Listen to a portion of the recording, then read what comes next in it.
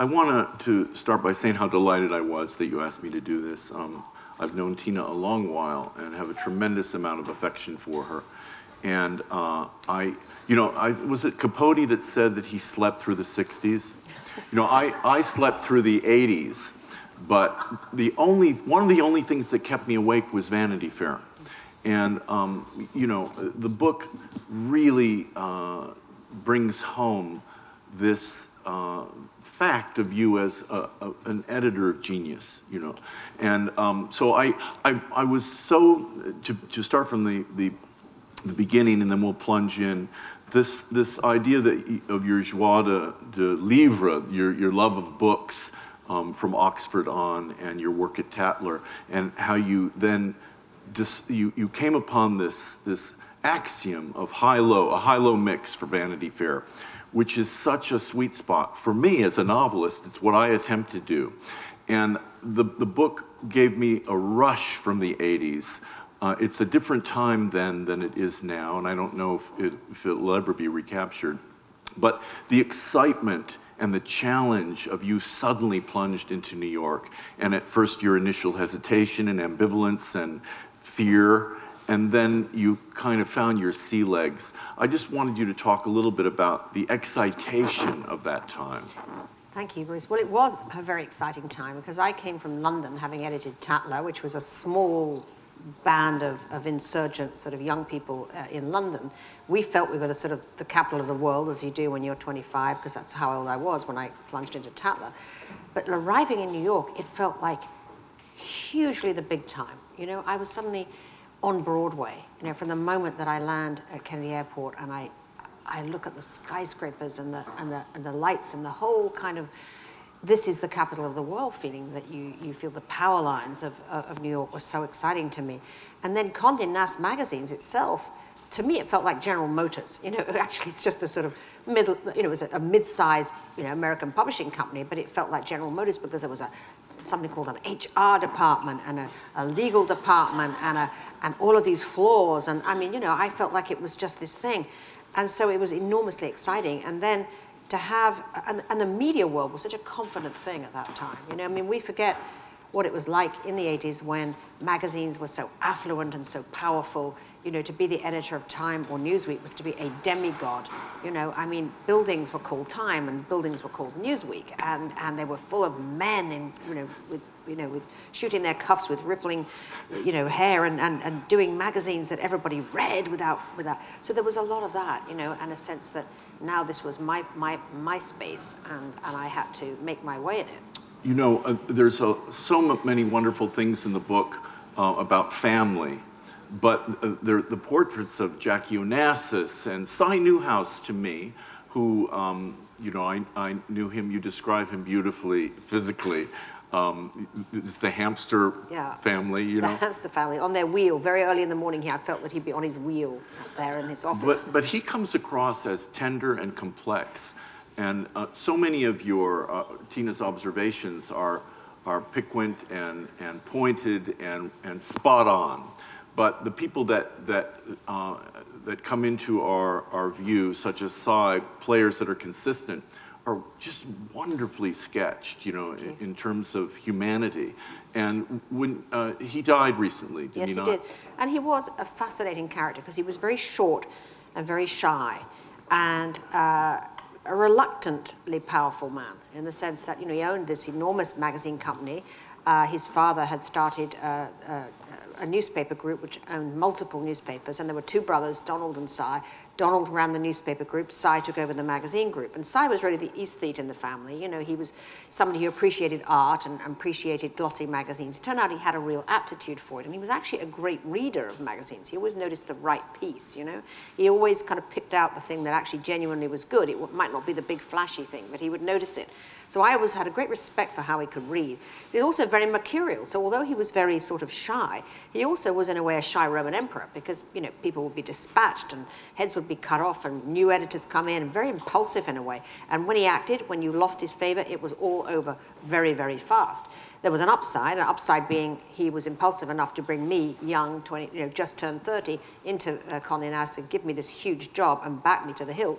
But also impulsive in that, all around me, heads were falling like the French Revolution. That's right. In the first year, I mean, it was not like a home run right away. It was an enormous struggle, as you write about. And I'm sure you felt that you might be next, no? Absolutely. No, because Condé Nast was a very political place. There was a big editorial director, Alexander Lieberman, who's another great figure, who had a Douglas Fairbanks moustache, and he was the kind of, had a balletic tall back, and he would come down, and he was the guy who was the editorial director, and his dynamic with Sy was always a very tricky thing to negotiate.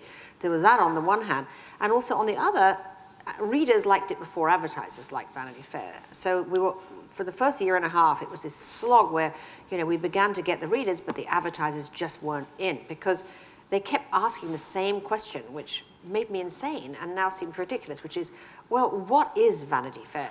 It's not a fashion magazine, or is it? Or is it a political magazine? Or is it? Or is it an entertainment magazine? Is it a literary magazine? They kept asking because there were these strands in the magazine. The whole idea was to bring it all together. They kept wanting it to be one or other of these things. And I used to go in and say, listen, we are people who want all of these things. We don't just, we're not silos, we're taste absorbers, and this is what magazine is. Very hard to explain it. So we couldn't get the ads. And it was about to fold, actually, in June 1985. Sy had had enough of the fact that, a year and a half, advertising not there, it was going to fold. I rushed back from a trip from LA because I'd heard the rumblings it was going to fold, begged him for another year. I said to him, we have incredible stuff, just let me try for another year. And we had 3 big stories that really helped turn around the fortunes. One of them was the big cover on the Reagans, where we went to the White House and persuaded the Reagans to do this sitting, and as they came in for dinner, dressed to the nines, to have our picture taken before going on to dinner, Harry Benson, the photographer, had brought with him a cassette player, a boom box, which sounds very quaint now, with a tape of Nancy with a laughing face. And he hit the switch as they came through the door. They started to dance. Nancy said, "Oh, Ronnie, let's dance," And they started to dance, and so they were doing this foxtrot as if the whole world wasn't there. It was like this couple. The dynamic of this marriage was so extraordinary. And the kiss. And the kiss, and then Harry Benson jumps, who's a sort of wonderfully sort of kinetic Scotsman, was jumping up and down saying, "A kiss, Mr. President! Kiss your wife, give your wife a kiss." And their faces came together, and they gave this amazing screen kiss, which we titled the Reagan kiss, and. It became a huge sensation, went around. In the pre-viral days, it went whatever was viral then, which was every show and newspapers in, Venezuela. It became a big thing, and that really kind of took us over the edge. And the other big story we did, which really took us over the edge, was the Princess Diana cover, which I wrote, called The Mouse That Roared, where we broke the news that the marriage was not everything people thought it was, that the big fairy story was actually kind of a big fake. And that went very big for us. So those were the stories that pushed us. This is credit to Newhouse as well. Coming from English journalism, was quite different than America. But you have a radical sensibility, but you also have to entertain sensibility. And there's a fearlessness that comes with that, because you did a lot of things in that magazine that were considered outrageous or controversial. And what I enjoyed as I was reading is that I never got a sense that you compromised that radical instinct of yours, And I think that that's what the engine that drove you. How can I awake people? How can I? Yes. I mean, our philosophy was, which I'd started with at Tatler, was a magazine has to bite the hand that reads it. You need to wake people up and sometimes do something they don't always love. Like, I had a wonderful cover of Roseanne Barr mud wrestling. I mean, it was just people just went so furious with this cover. They just hated this cover. I was off having a baby at the time, so I thought, I'm going off on my maternity leave. I'm going to stick this on the cover and then disappear, And when I came back, everybody was going people just hated it. They just hated it. So, but it also got everybody sort of talking, and it kind of woke them up and said, we're not just a magazine about beautiful movie stars. We also do comedians, and we do a bit of. We were trying to make a statement about. Humor had changed and things had got a little bit less sort of glossy and glitzy. And then we did just things that really people at the time was sort of, we did an incredibly moving spread of the faces of all the people in the arts who died of AIDS. Because one of the other big themes in the book is how many funerals we used to go to. I mean, AIDS stalked the cultural and aesthetic world as it did, many worlds. But it was so brutal to see so many people we love, fashion designers and artists, photographers, editors, dying of AIDS. So we did a spread of all the people who died of AIDS, and we had to get the permission of all the families to use the pictures, because at that time, nobody wanted to admit that their relative had died of AIDS, which was really all amazing. of the obituaries said heart failure. They said heart failure or died of pneumonia, left, no descendants, whatever. So that was one of the things that caused a lot of attention at the time. One of the things that jumped out, a couple of things jumped out at me, that I was, William Styron, Tina went to a lot of parties during that time, but like a true journalist and observer and writer, you found things the way I think your father found things in the daily newspaper, and Psy as well, and I think that you had seen, William Styron had spoken to you about, spoken. That's right, at the dinner. At this dinner about depression. Yeah. And so Tina, of course, I think you did the same with Nick Dunn. You should write about that. You should write about that. Said, would you write something about depression, which became Darkness Visible? And I was shocked that you actually gave him the title to that. Yeah, no, it was really, that was one of the most satisfying things I ever kind of brought to bear in terms of beginning, middle, and end. That I'd heard him speak at this suicide survivors dinner, because actually Anna Wintour's husband was a psychiatrist and he worked in suicide, teenage suicide. And so they asked if I would come to this dinner and join this event. And I thought it sounded a kind of strange evening, but Anna's a friend, and so I went. When I heard Styron, who for the very first time talked about how he had been depressed and he tried to, in fact, even had a suicide attempt, I asked him to do the piece. The next day he called and said, I've thought about it and I would like to do it. And when it came in, it was so incredibly powerful. And I found that line, Darkness Visible, in a poem by Milton, actually. And, it's funny how poetry stays with you. And I thought, let's just call it that, because that is exactly what depression is. It's blackness that you can see, almost. And of course, it became a hugely powerful piece. It really opened the whole debate about depression in a way that we hadn't seen until then. And he then developed it into a book with the same title, which became a bestseller. So it was a kind of wonderful arc of from the dinner to the end. But this is Tina's genius, because no writer wants to use a title that someone else has suggested. I know it was Milton, but I mean, you just don't. Even if it's going to be 1,000 times better than the one you've come up with, you use the one you've come up with. And then in a parallel track, Tina's son, when her daughter was born, your son named her. I mean, it's true editorial genius in the family. He said Isabel, right? Yeah, absolutely, yeah, which I'd never thought of, and I loved it because Isabel Evans sounds very good together. She, of course, only wants to be called Izzy, which is very hard to say, actually. But yeah, and yes, a lot of the book is about that juggle, of the whole family thing and the backstage chaos. While everything was all very glitzy and shiny outside, inside it was all mayhem and the nanny getting sick and the kids, it's what every woman is doing, actually. Yeah, or tries to do. Because so many, you have a lot of male writers and women too saying you can't do both. You can't have children and you can't have a career. It was very, very hard, actually. And I had all the help in the world and I was very privileged. So, I mean, I often used to think, what is this like if you don't have this support? And my husband, has always been immensely supportive. He is not, however, the kind of husband who is sitting there, being a house husband. He was out running Random House, so he was incredibly loving to the children, but he was not being the house husband. Wow. I wanted to ask you, there's so many, there's the persona in this book is vast, of bold-faced names and people that you worked with that are not known by the readers. And you had some experience, or a lot of it, with Vanity Fair, where someone would write a devastating review of a book and then you'd run into that person socially. I mean, it just happened constantly, and you have to be thick-skinned about that. And sometimes you learn the lesson of giving a heads up and when to do that and when not to. In writing this book, what was the process there? Did you step on any toes? Or? Well, we'll see, right? Yeah. I mean, I guess I went, first, for a start, as an editor, you really have to be able to differentiate between being an editor and being a person who is mixing in the world, because, you know, that's one of the hardest things when you're an editor, when you really like a person and then all of a sudden that person's movie gets a bad review, or because people never blame the writer, they actually always blame the editor. They always have an idea that the editor should have quashed it. And of course, if you're any good as an editor, you can't operate like that. Otherwise, you're just a stooge. You know, you're just a total patsy who just, you know, only publishes stuff to please your friends. So that was often quite difficult, like when we published Christopher Buckley's review of Sally Quinn's book. And Sally was a very good friend. I got married in her house. Ben Bradley and she have a beautiful house at Long Island, Grey Gardens, as some of you may know.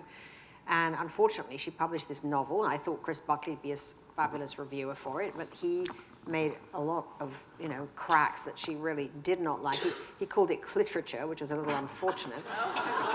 And we were due to go to her Ben Bradley's birthday party that week in Long Island, and along comes this telegram, again, so it sounds like Howard's End or something to be getting a telegram, but anyway, I got a telegram saying, you know, you are disinvited from the party this weekend, which was like, wow, you know, I was very, very taken aback. But I did learn something. I realized the mistake I had made was that I should have called her and said, look, we have a bad review coming. I'm sorry. I tried, you know, so that you can set your response. People don't like to be kind of caught unawares. With the book, a lot of the people, obviously, like Cy and Alexander Lieberman, and a lot of the people are no longer with us. There are some that I do have some fun with that are, and you know, my process was basically to say to myself, does this story really enhance the book? You know, is it really funny or revealing or vivid or self-revealing in some way? Then that would get through. But otherwise, if it was just a kind of drive-by shooting, which you do in a diary when you go, oh, horrible dinner party, she looked ridiculous, you know, that came out because it was like, why? Why would you do that? There's so many wonderful things in the book about Trump, you know. And I think you ran into Trump's brother, who described Donald Trump as being the kid who threw cake at birthday parties. That's correct. That was actually Marie Brenner's wonderful piece about Trump. I mean, when I first met Trump at a dinner party, we just extracted The Art of the Deal, which I loved. I mean, I called it authentic bullshit. I said because it was sort of brash and it was fun, and I just thought he was this brash, fun guy. And I'd met him at this dinner party, and both of our dinner partners were sort of ignoring us. And so we ended up sort of talking over the other dinner partner. And he was going like, hey, Tina, like, I'm on the cover of Newsweek this week. You know, what do you think of Newsweek? It's better than Time, right? I said, which is better? I said, well, Time's better. He goes, but I could have had Time. They asked me to be. I said, okay. So then he goes like, I went to the opera. You know, I said to Ivana, 3 hours, no break. I don't give a fuck if it's Pavarotti. Like, so what? I said to her, never again. Like, and these people, and we had this Italian decorator in between us who was going sort of like this, and then he said to me, this terrible man Trump, you know, he said, he is just, you know, he is so vulgar. He said, and I can see that you are responding. He said, and I thought, well, I sort of was, because it was a really pretentious dinner party, and I really kind of liked him for everything he was saying. But then he got less and less funny as the years go by. And the bankruptcies were happening and all of that. And Marie Brenner wrote this devastating piece where, you know, she wrote about his business failures and Ivana and all of this stuff. And this wonderful quote about the birthday party. And also she noted that he had Hitler's speeches in his office, which went absolutely everywhere. And so about 6 months later, he went crazy, as you can imagine. I mean, denounced everybody left, right, and center. 6 months later, she's sitting at this black tie benefit in New York, and she's having dinner, and she suddenly finds something very wet. Her back feels very wet. She kind of looks around, thinks the waiter has spilled wine over. Turns out it's Donald Trump, who emptied wine all down her back. And then she catches him like speeding off the other side of the room, which was kind of... Boy, those were the golden years. Those were the golden Doing years. something like that was not actionable. Right. Yes, exactly. Today, oh my God. I wanted to know, as a writer, if I was looking at old diaries, the impulse to make corrections, or, you know, did you struggle against that? You know what I'm saying? Well, I mean, I did obviously shape and improve and cut a lot. But I did have to sort of prevent myself from, as it were, making it into a writer's sentence as opposed to a diary sentence. Right. Because diaries are kind of incomplete, sometimes, dashed off feeling.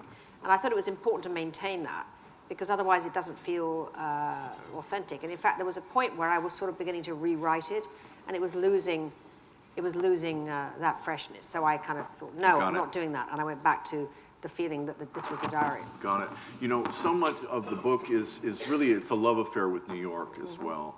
And are you still in love with New York? I think of Joan Didion's essay, Goodbye to All That. Did that moment where she says in that essay, she can remember why she fell in love with New York, but she can't remember the moment she fell out of love with New York. Does any of that apply? Well, I do still love New York, but I think it's a very unlovely period across the board. Doesn't matter much where you're living. It's just not a lovely period. I think that digital disruption has unleashed a lot of very ugly demons, as well as being, of course, a very empowering thing. It's also a very vicious thing too. You see reputations booming and crashing all around you all the time. A flash mob can assemble on social media that will suddenly go for you like a sort of red ants, Yeah. And I think so people are much more agitated, much more anxious. And as the capital of media, New York is quite an angsty place, because media has all been so disrupted that so many people are out of work or earning less or wondering how they can adjust. So it is a less fun moment, it is true. But a lot of the love affair in the book is also, I think, the love affair with a young career. It's like, I think it's another reason I wanted to do the book. And I have a 26-year-old daughter, and I wanted for young women to feel what it is to make a career and how success isn't easy.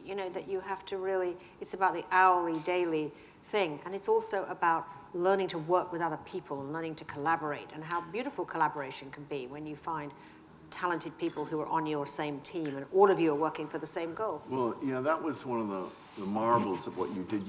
You consistently assembled, whether it was a process of weeding people out, these people that were absolutely the top of their game, whether it's Annie Leibovitz. I mean, it's just, it was a merry band of outsiders, in a sense, that shared that sensibility of radical upset, So that was so impressive to me. I wanted to know, and we'll get into Q&A, I'm such a West Coaster. Is it Quogue? Is that how you pronounce it? Quogue. What? Quogue is my house. Quogue. See, I'm Quogue, such an LA person. No, it's like a lot of people. It actually probably Quogue is the way that maybe it should be pronounced, but it's now pronounced Quogue. It's the first Hampton, really, before you get into that. So it was a beach house that there's some comedy of errors behind how you actually got it. You didn't have the money and blah, blah, blah, blah, blah. And there's a very poignant line in the book, which you're 35 when you're writing these diaries-ish, and Tina says that they didn't own the land, but they owned the house. And she said, in X amount of years, I will be so-and-so, Harry will be 90 or whatever. And it's just about right now, I was just very touched by that. You still have the house. Well, actually, we did sell it. We sold it because after it was hit by Hurricane Sandy. Wow. So we had to rebuild it. And once it was rebuilt, it didn't quite have that same cottage feeling. It was like the remodeling of the Beverly Hills Hotel. It was never the same again. It was never the same again. You do all when you have a house, you always think, if we had the money, we would do this. Then you do it because it was wiped out by the storm, and it's like, but I miss my old cottage on the beach. So we sold it's good that it exists in Dream, that house, for me. That's right. Maybe not for you. Well, maybe. No, it does. It does exist in Dream for me. Well, gosh, we don't. Do we have? Is it time for Q&A? Yeah, you have another 10 minutes or so. Let's do some Q&A. Let's do some Q&A. Let's do Q&A. Yes. Okay, I'll bring the microphone to you for questions. We'll hit everybody. Yep.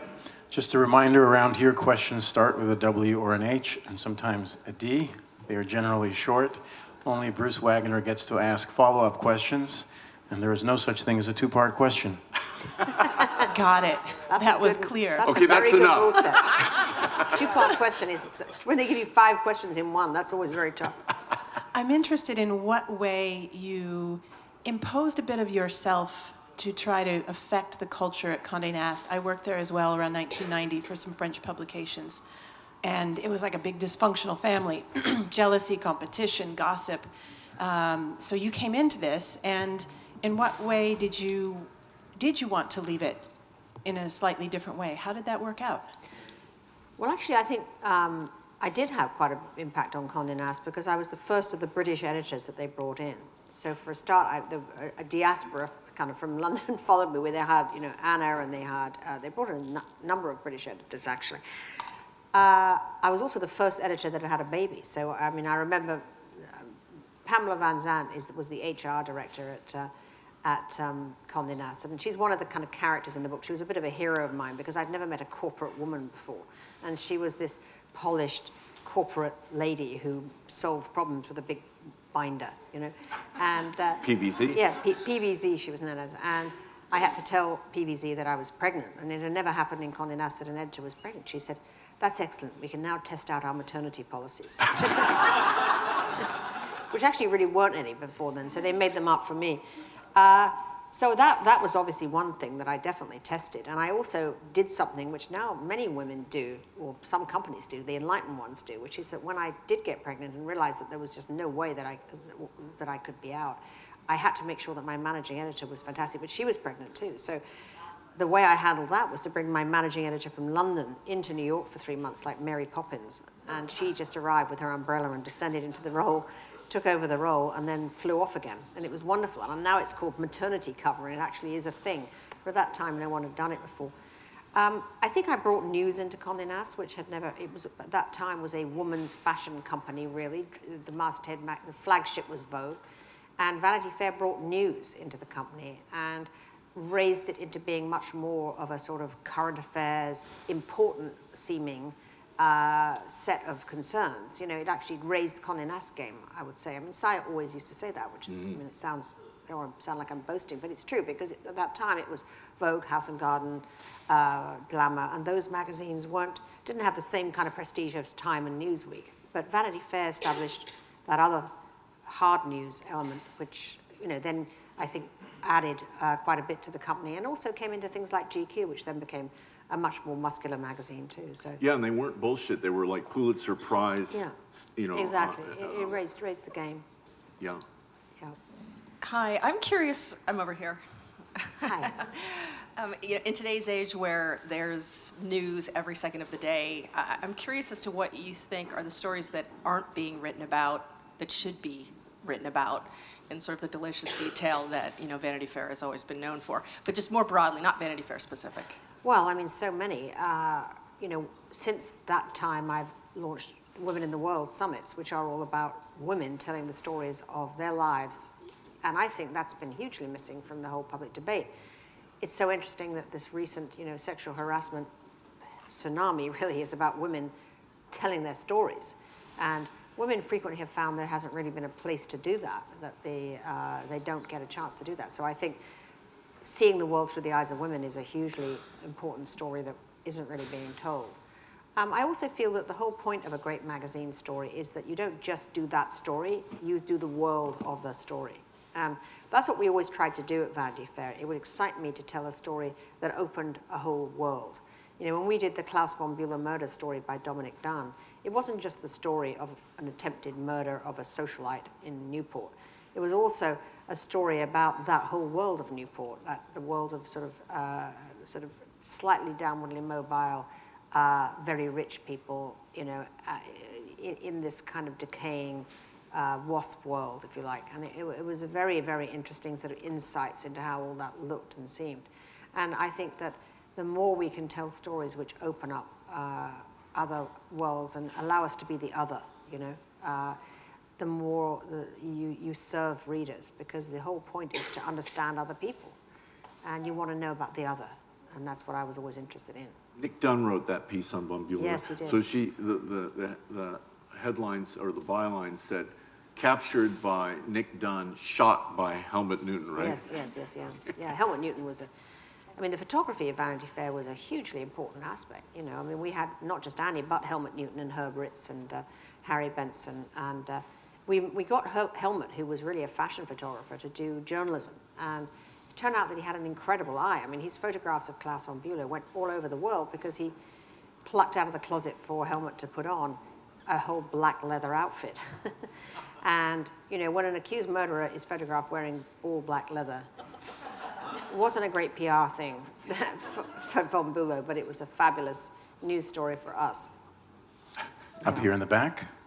Hi. I'm curious how you kept the diaries. Where you were so busy, She's you're way up raising. here. I'm up here. Hi. Doesn't matter where I am. How did you keep diaries when you were running such a busy life and a household? That's just incredible to me. Well, I mean, I'm sure Bruce will agree that if you're a writer, it's not really a choice, it's a need, isn't it? I mean, you want to unload.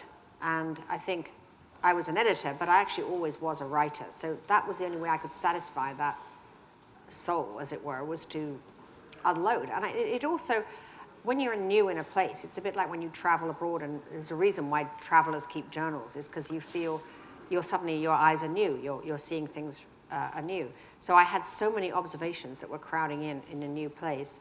My husband was working at that time in Washington, and the first 2 years I didn't have children. And of course it was the pre-digital time, so we weren't all as obsessed with our phones and all of the stimulus that came in. There was the TV and there was your books, and that was it. So it was really a couple of hours before I went to sleep was I wanted to unload. And it's also a way to clarify your mind. I mean, I think writing down what happened, only sometimes when you finish writing it do you really understand what you think. It's a very good thing to do. And I do miss it when I don't, and I don't a lot now, but when I do, I'm glad I have, because I'll suddenly realize by the time I finish writing something that I have a point of view that I didn't think I had, and I understand what happened much better, and it makes you feel rather calm, actually. It's a calming device, I think. Mm-hmm. Tina, you mentioned your 26-year-old daughter, and you've certainly seen the Gloria Steinem days and then Sheryl Sandberg. What would you tell a young woman starting out today, given how women are standing up for themselves, as we've seen with this sexual coming forward now, Titanic, I think you mentioned, or something like that. What would you tell a young woman starting out today? Well, I think, first of all, you have to be tough. I mean, I do think that women, a young woman has to recognize that it's going to be much less easy than they expect. I think it's interesting how if you find, I mean, when my daughter was in her early 20s, like first, 20, 21, she really didn't think being a feminist was much of a big deal. She would just come out of college, everything had been fine at college, she got into college, she did well at college. I mean, it was like, oh, that's all old hat. That's like your mother's feminism, as it were. But her generation, as they go into the workforce and they spend 2 or 3 years in it, they start to understand what this is all about, because they realize, you're working in it's broland a lot of the time, that somehow you have to learn how to speak up for yourself. And sometimes women are not as good at advocating for themselves. I don't know why this is, but it's still true. Even with these very evolved and aware girls who've had different backgrounds and so on, they still find it hard to ask for raises. They still find it hard to say, I'm qualified to do that. And they still feel that they have to be gold to get a silver job, and will say, well, I'm not ready to do that yet. Whereas their male colleagues will surge ahead and say, I'm ready to do that. And that's what I try to say to younger girls is like, do believe in yourself to say that you are able to do it, because chances are it'll be hard at first, but then you will. And it's a very difficult thing for women to learn sometimes. Thank you. I took it as a given that nobody's writing letters anymore, but I wasn't sure if literary figures are still writing diaries in the process of doing this. If you found out, are you one of the last diary keepers, or are there a lot of people still doing it? I'm sure that writers do. I mean, do you keep a diary, Bruce? No. You don't? I don't. But then you pour out so much fiction that it all goes into that. It's all in my fiction, because I find that if I keep a diary, then I start doing a very writerly thing, which is then robbing the diary of the best little things and shoving it in a book, and it's exhausting. Yeah, well, I only write diary now on planes, on laptops, and it's slightly less intimate than that written word thing. There's something very intimate about the diary, and you're writing it. And it's important that the diary is hidden, too, like keeping it in the underwear drawer, under the bed or something, that it's meant to be your private thoughts. I don't think I am the last one by any means. I think that I think a lot of people find it a therapeutic thing to do. I love reading diaries. I mean, I love Virginia Woolf's diaries are absolutely wonderful. There's a diary. Have you ever read Chips Channon's diaries? You'd love Chips Channon's diary. Chips Channon was a British MP, Tory MP in the 30s in London, who was very close to society because his wife was one of the Guinness family. And he wrote about the abdication, and he wrote about, World War II from the point of view of somebody who was out in the dinner parties of the sort of the opinion formers, and it's absolutely fascinating and very entertaining. Yes, you talk about this in the book. Yeah, very entertaining. And of course, Joe Orton. Yeah, and Joe Wharton's Yeah, diaries were absolutely yeah. amazing. So, I mean, the contemporaneous note, there really isn't anything better because you forget details. You completely forget details. And so it's wonderful. I advise anybody who's in an interesting situation to keep a diary, even if it's just dictated on their phones. We have one up here, too. Okay. Hi. Oh, sorry. In your opinion, do you think the boys that are falling now will come back, rise again, the Harveys and... I don't think Harvey will rise again. Yes, I don't think so either, but... It's very interesting. They all have to go with some huge Elba somewhere and like live in some giant sexual harassment camp or something. I don't know. I mean, I don't know where they go, these people, whether they'll ever come back or whether at some point there'll have to be a sort of truth and reconciliation committee which talks to all of these. Chemical castration camps. The chemical castration camps. I mean, it's really pretty out there, some of it. I mean, it blows my mind, actually, what some people think is appropriate. I mean, the Louis C.K. apology was one of the most bizarre documents that I've ever seen when he said, you know, oh, I thought it was okay to masturbate because I asked her first if it was all right. I thought, oh, that's interesting. That's a new etiquette, right? You know, pray, good lady, is it all right if I unzip my fly? And like, it's like, when did that start And being? part of the etiquette is you don't really wait for the response. Well, exactly right. It was, oh, thanks, that's fine, right, you know. But it was just bizarre, and it makes you understand that I think there are a lot of people, and I attribute some of it to online pornography, actually. I just wonder whether there's such an addiction to online pornography that there's literally a lack of understanding about what's real and what's fantasy. You know, there are gradations. You know, you have people like Harvey Weinstein accused of raping women. Right. And then you have Louis C.K., who masturbated, not wonderful, but there are gradations. Al Franken. Al Franken. Who's really, I mean, I agree, and I think it's very important to make sure that gradation is very much kept, you know, separate in that rape and assault and exhibitionist, threatening exhibitionist behavior is one whole bucket. And then there is also the clueless people who just don't know how to, you know, who have no understanding of what's appealing and what isn't, and you know, they are different categories. What did you think of offender. Asia Argento? You know, her response when she came out with the allegations of Weinstein.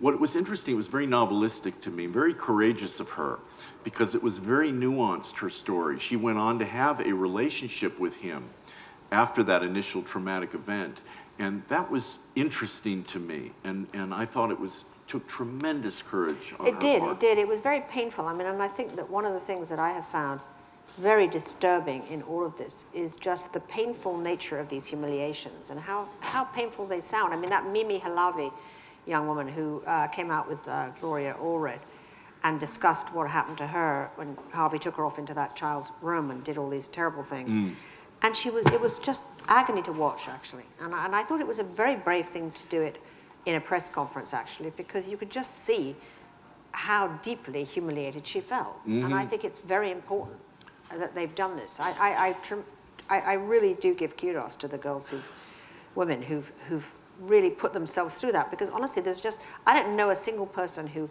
reports sexual harassment or talks about sexual harassment happening to them who in the end their life has been improved by doing that. You know, I mean, it is a brave thing to do because you have to then become the poster girl for this, and frequently it does stop people wanting to hire you. So for them to come out and do it has been really amazing. Yep.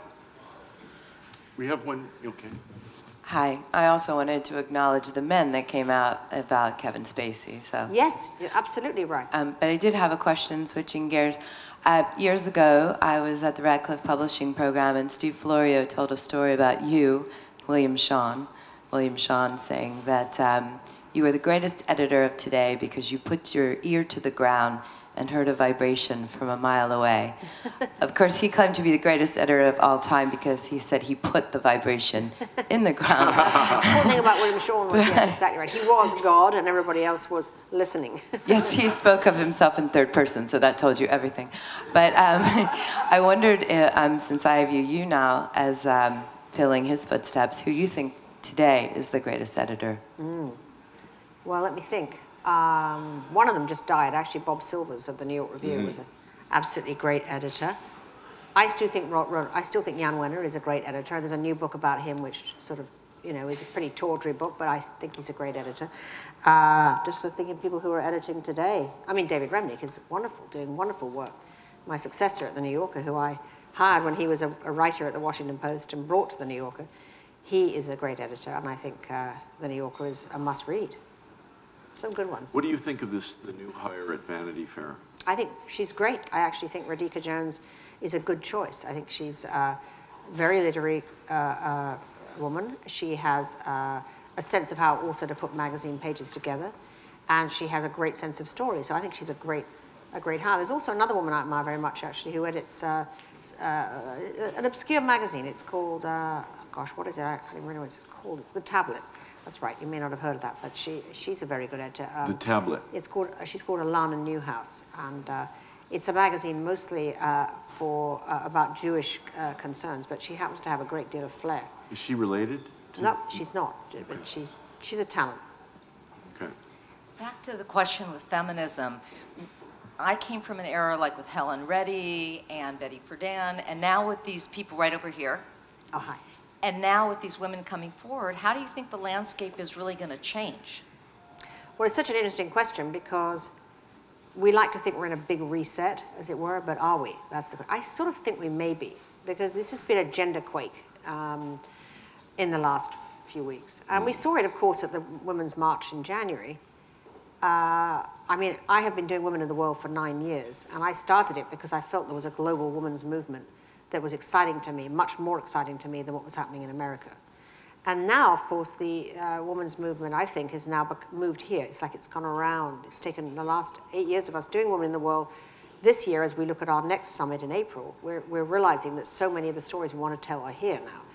And one likes to think that this is a big reset, and that because women have felt they're stalled, that they keep on, it doesn't work to play nice, they're tired of playing nice, that it doesn't change. The big jobs, if you look around, they're all run by men, and it's very, very interesting. I mean, and the Trump cabinet, of course, has taken everything back to the 70s, and you look at that amazing tweet that Mike Pence sent out about when they were discussing women's reproductive rights, and it was like 10 men, white men too, by the way, all sitting around this table, and you're looking at it and thinking, this cannot be.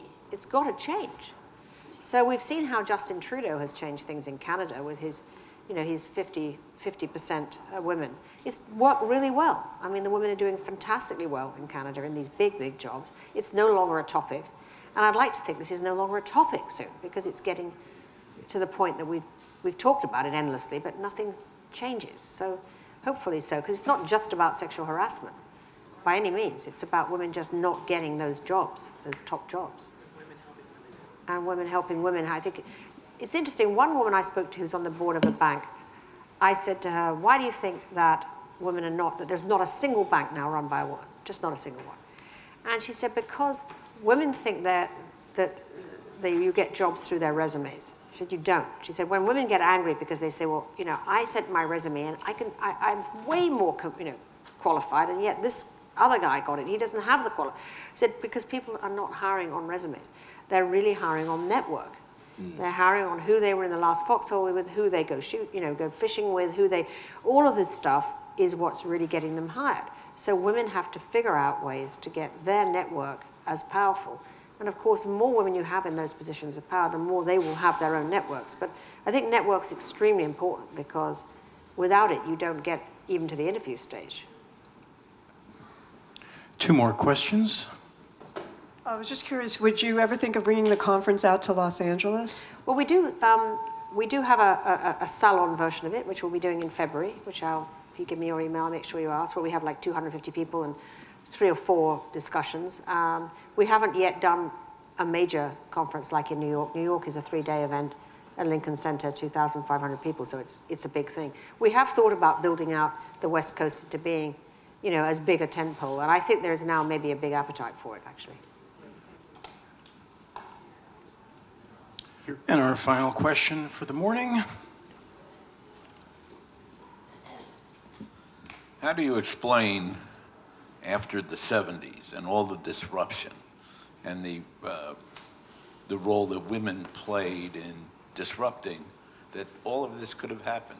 I mean, all of this exploitation, all of this sexual harassment, and be kept silent. I find it inexplicable. Well, because women have found that when they speak up, it doesn't help them. And they also have found that, human resources departments work for the companies, not for the woman. So actually what human resources departments do, I mean, we had a very big discussion about this at the April summit in New York, where the lawyer for Gretchen Carlson made the kind of memorable comment, HR is not your friend. HR is the Stasi, is the truth. I mean, HR is there to say to the company, this woman's trouble, we need to get her out because we might have a lawsuit here. So women feel that they don't know where to go. Where do they go to get redress, actually? I mean, not everybody has the money to pay for a lawyer. It's expensive. And they also feel it's a passport to not getting hired. So I do think that's really the reason. And I think that the big difference now is that the volume of the voices is so intense, the multiplicity of the voices. That's what's been great. The sort of numbers are such. You can't ignore it because it's just too many. And that's really got corporates on the run. I mean, they're very concerned about now remaking. They understand they're going to have a very expensive time of it if they have men in their midst who don't get it. So, I mean, there has been years of sensitivity training and so on, but it was never really made any difference because of the reasons, I've just said. There was no consequence for the man. No consequences, exactly. Except for the woman, bad consequence, yeah. Well, I'll end by paraphrasing something that Hannibal Lecter said to Clarice, to Jodie Foster. He said, the world is a far more interesting place with you in it, and I really do believe that. And, Bruce, thank you. Oh, thank you. You're so sweet.